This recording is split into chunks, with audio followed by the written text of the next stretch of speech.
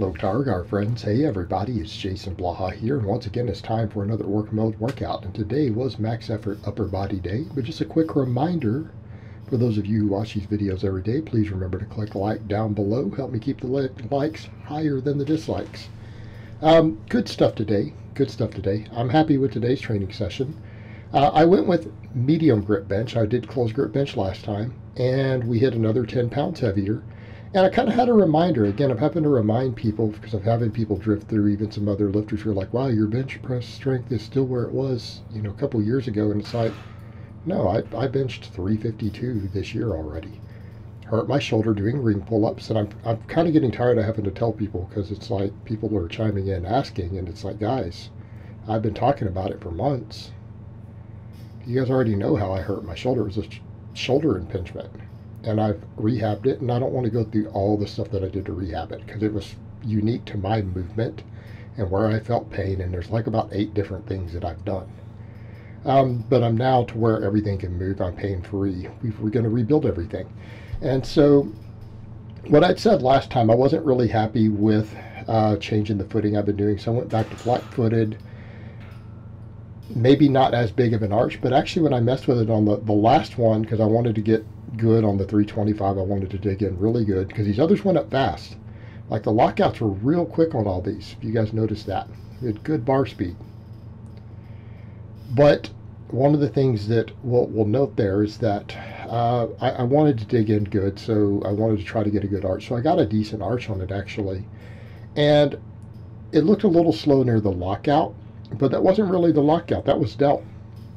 It wasn't true lockout weakness. It was more of just past the mid-range, right? More of just past the mid-range when I did the 325. But we're regaining strength now, at least. Strength is coming back up. And here's what I'm going to do. I've already said before, I need to build every angle. I'm going to get good at sumo deadlift, conventional deadlift, wide grip bench, close grip bench. Okay, I've already said I'm going to be doing incline overhead work every single session. Okay, everything's going to be percentage based. I'm also going to include dips. And one of the things I want people to note, some people have said this looks like low volume. This is not low volume. This is optimal volume. Again, that's a whole complex topic, isn't it? When we start talking about effective reps, upper threshold fibers, most of what we're doing most of the time are warm-up reps. They really are. And that's not a good or a bad thing, and people need to keep that in mind. Okay, there are work capacity advantages to high reps. There are no hypertrophy advantages, though, because at the end of the day, effective volume is effective volume. So what I'm doing is optimizing my volume with every rep being an effective rep. There'll be a few exercises that are exceptions, but the overwhelming majority of what I do is going to be hitting effective reps based upon percentages. That's why we're maxing out on so many different things. And then I'll have to PR on these things so that we can have new percentages. But this one is an exercise I did the other day, and I want to do rep work on this till I get my monolift. And I really need my monolift, because it's like I'm noticing the racking. The unracking in my bench is a little hard to get my grip where I want it right now. For some reason, it just feels awkward with those J-hooks. So I'm having to spend more time trying to get the bench gripped the way that I want for the unrack. Because again, I've had a history of some tricep weakness, and the bar tends to drift too far towards the J-hook, so I sit further down, which makes it more difficult to stay tight when I unrack the way that I want. But over time, I think that's going to correct, because my triceps are becoming less of an issue. But these went good today, 175. And I thought about trying to make another jump, but I'm like, you know what, the 175 felt heavy enough, it's grindy enough for a training max. We'll PR it next time we test it. And because I'm doing 4 max effort days every week now, instead of 2, and I'm doing double maxes on them, like they do at Westside on max effort day now, that gives me something in the range of 4 max presses every week. All right, I can hit all these lifts again relatively soon as I feel they're ready to PR. But we're going to max on the different bench grips. We're going to max with different stuff, with chains, different bars. I might use my bench blocks. But again, I did this today. I did the medium grip, the same thing. I just hit the 325 on, and I calculated off of it. And these were one of the reasons I say that I'm having a little bit of issues with gripping the bar the way that I want. and then getting the unrack, just because, again, I need to get further up under the J-hooks. But I'm worried about hitting them because of a history of doing that. So again, once I have my model lift, that'll make that a lot easier. But like I said, again, also it's the issue of my technique cleaning up due to changing muscle imbalances. Because that's where our technique gets messed up. People need to understand that. There is no form coaching you can usually do for most advanced lifters. Just stop. You have to fix their muscle weaknesses to clean their form up. Okay? But in my case, you know, what are we doing with the triceps? I'm going to go over to all big movements. And the reason I realize that, the more I look at the anatomy of the tricep, look at different EMGs, how they feel, realizing when we're dealing with effective volume on triceps, one of the reasons we can't get always the best triceps with just pressing movements is because other muscles fatigue first. But what happens if we go to movements to where different muscles fatigue? In other words, dips are an amazing tricep builder, right? So I'm like, why don't I, after doing all these pressing, go do some dips? Because dips don't fatigue the delts. They don't fatigue the front delts. They don't fatigue the upper chest. It's lower chest. And I felt the hell out of my lower chest and triceps on them. And then all your overhead pressing and incline actually puts a different emphasis on different heads of the tricep while fatiguing the front delts, upper chest, and stuff a bit more. So other muscles become the limiting factor. So if you get the volume all dialed in, you can actually build triceps off of big movements. But you need enough variation. And what I want people to note is that every exercise I do feeds into the next exercise. There's an overlap. So when you start thinking about it, people are like, well, Jason, that's only 9 effective reps on the dips if you do a 3x3.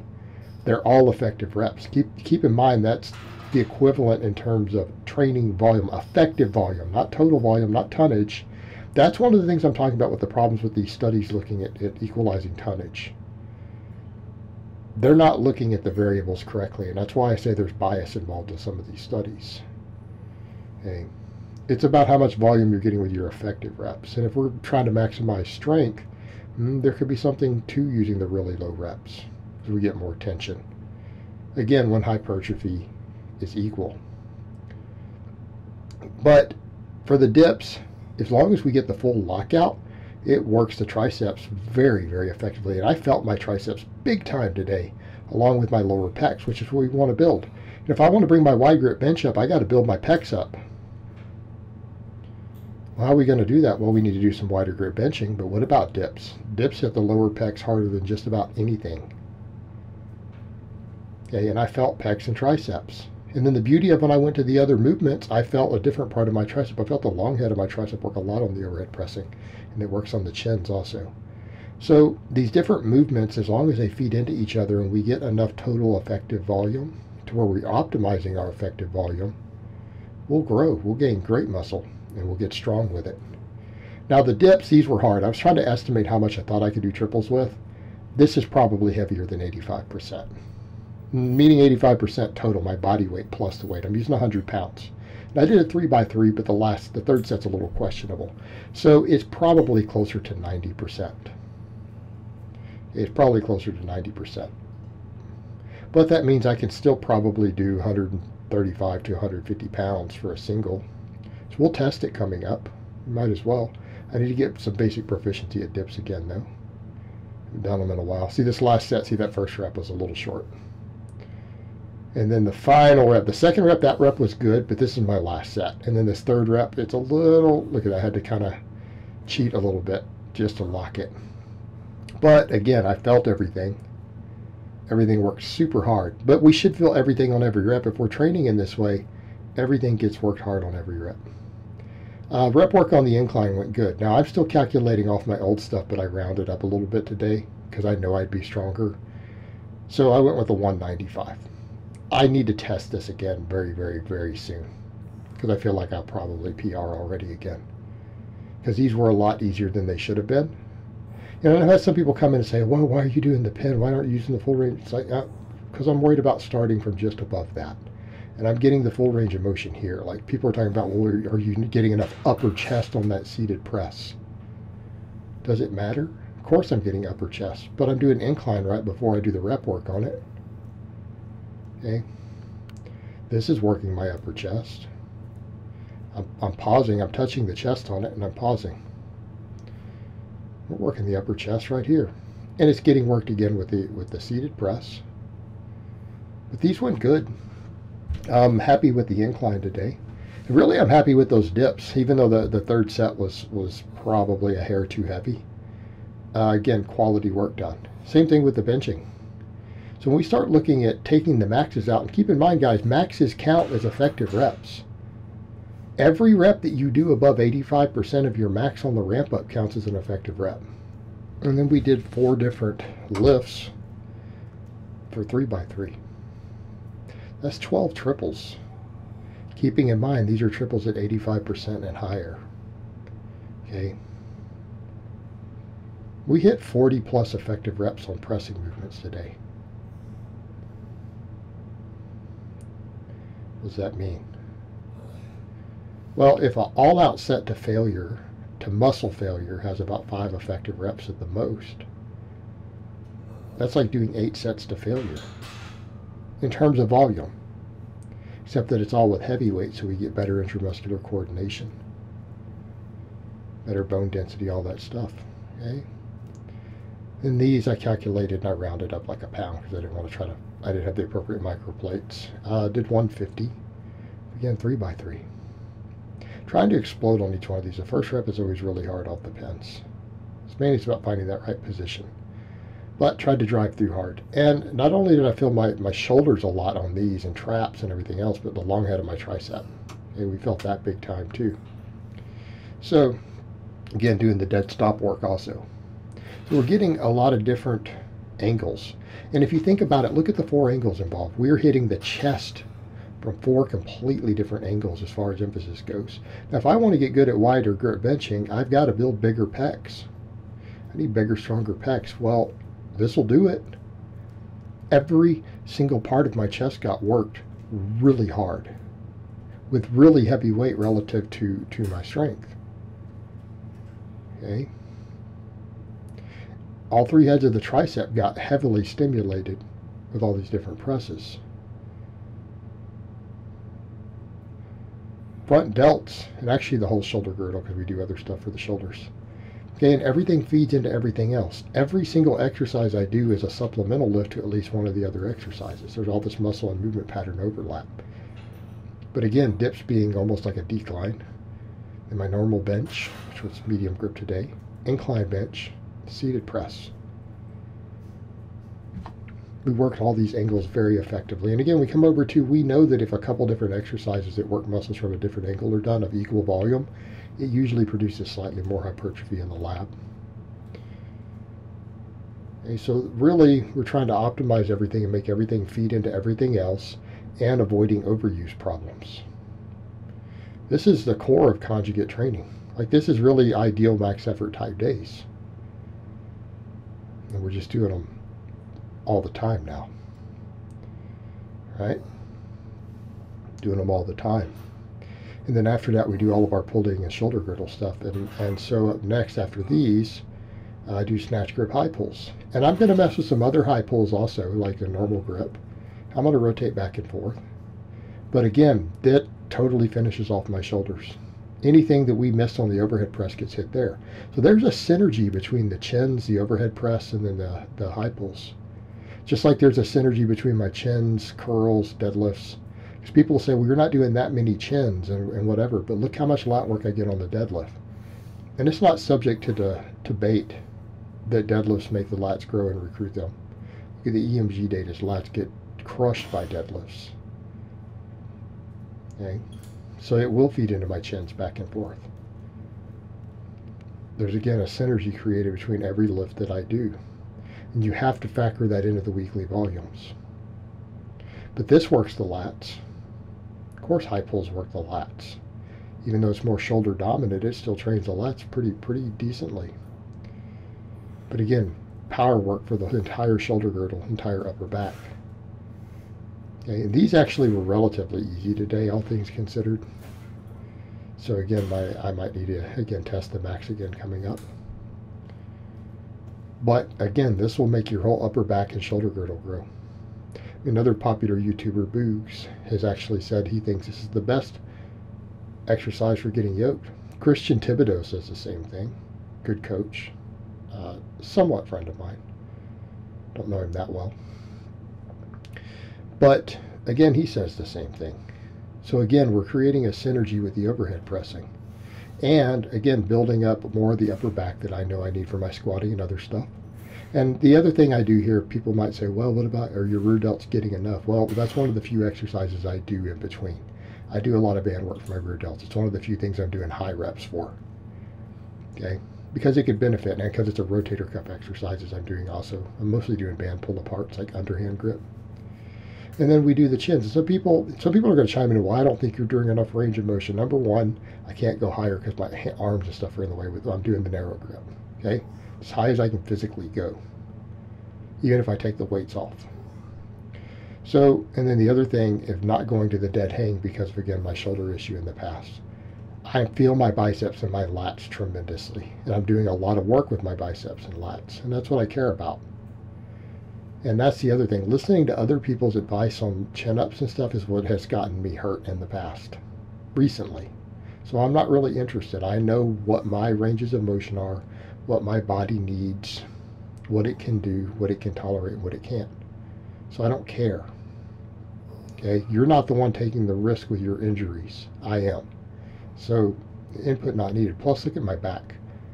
I honestly doubt very few people out here. I'm not saying this to be arrogant. I don't think many people out there are qualified to give me advice on my back. Okay? Again, working my lats, my biceps, my grip, and this is a good grip exercise for me. I feel a lot of grip training on it. One of the other reasons I'm doing it. You know? And then afterwards, of course, I did a bunch of strict curls. Now, on these chins, I do feel I need to do more of them wide grip too, so I need to vary the grips because I feel like I can get higher with a wider grip. Okay, so it wouldn't be bad to do a couple, and I've already said I'm going to test maxes on narrow and shoulder width. Then we did my strict curls. I went up 5 pounds today, and then I did a 5x5 because I felt like I had more in the tank after the first 3, so I did a 5x5. Now, why throw these in? Well, number one, it's a competition lift. Number two, my lats get a lot of work on the deadlift. Okay, if we want the chins to go up, I need to make sure I work biceps too because they're a potential weak link. And I need more bicep for wide grip benching. We know that wide grip benching uses bicep, and we know biceps help with it. Again, based on studies in the lab. So we're trying to build every muscle involved with the bench and make everything go up and build my supplemental work. And if I get stronger at chins, my deadlifts will go up. My posterior chain is not my limiting factor by any stretch of the imagination on my deadlift. At this point, it's more of lat, upper back, middle back. Seems to be kind of what may be holding me back on my deadlift. So the chins need to get stronger. And if the chins will get stronger, I'll get there. Again, curls will help. Because my biceps can tend to sometimes be a limiting factor on my chins because I feel them a lot. So again, this will help all the way around and also help with bicep tears on the deadlift. So it's a good exercise for me to incorporate, and it's easier to recover from because I'm doing it as a strict curl. And people who don't know, the strict curl is a competitive lift, so people are like, why are you belted in wrist straps? Well, because they're allowed in competition. Okay. And I actually laughed. I had some people say, oh, what do you think your max is on this? I bet it beat this. Or I'm like, dude, that's like 20 pounds from a world record. I don't think I'm within 20 pounds of a world record. My biceps are not that big. But you guys could calculate yourself. I just did a 5x5 with 85 pounds. Okay? Run your own math. I'll test the max coming up. And I may do these from a couple different grips. I might do the shoulder width also. Again, just for some variation. But, again, need the bicep exercise. Feel like the triceps can really be handled for me off of all the pressing as long as I get a variety, because I don't do a wide variety of pulling that uses the lats and stuff. The extra bicep work is, again, probably warranted. It's probably warranted here. It's one of the few single joint exercises I'm going to do. But you know what, guys? I'm really happy with today's workout. I hope you guys are enjoying what I'm doing with the changes as far as this kind of variation of conjugate. I'm enjoying it. It's very hard. It is very hard. This is tougher than what I normally do with the really high reps. To me, it is. But I'm happy with today's workout. We're going to see that bench climb very, very quickly now that my shoulder's rehabbed and we're attacking every angle. So I hope it's been informative, and I will talk to you guys next time.